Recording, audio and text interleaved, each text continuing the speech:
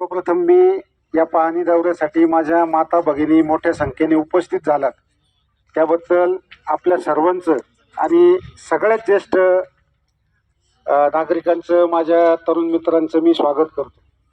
आता हा दौरा आयोजित करण्यामागं बेलापूर ग्रामपंचायतीची कल्पना काय होती किंवा हेतू काय होता ते मी सगळ्यात पहिले आपल्याला स्पष्ट करतो. ही योजना 126 कोटी रुपयांची पाणी योजना आहे आणि महाराष्ट्रामध्ये नव्हे देशामध्ये 1000 घरकुलं एकाच वेळेस एकाच गावाला मंजूर होण्याची ही पहिली घटना आहे.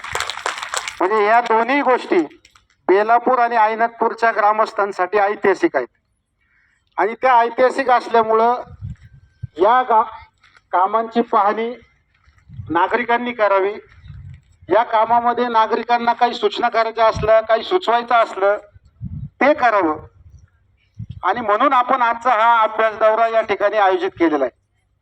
आता पुरुषोत्तम भाऊंनी ज्या गोष्टीचा उल्लेख केला, शेवटी पुरुषोत्तम भाऊ विरोधकांचं काम करणारे.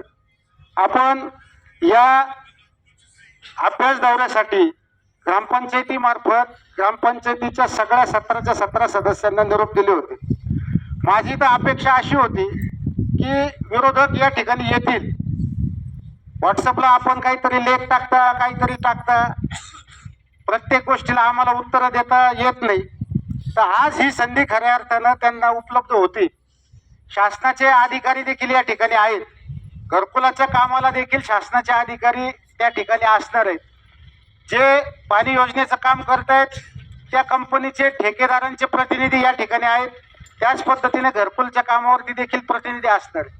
खरं तर विरोधकांनी या ठिकाणी यायला पाहिजे होतं आणि आपलं जे काही ज्ञान आहे, आपलं मार्गदर्शन आहे, आपल्या सूचना आहे ते खऱ्या अर्थाने या ठिकाणी द्यायला पाहिजे होत्या. परंतु दुर्दैवानं ते काही झालेलं दिसत नाही. परंतु जाऊ दे, हरकत नाही.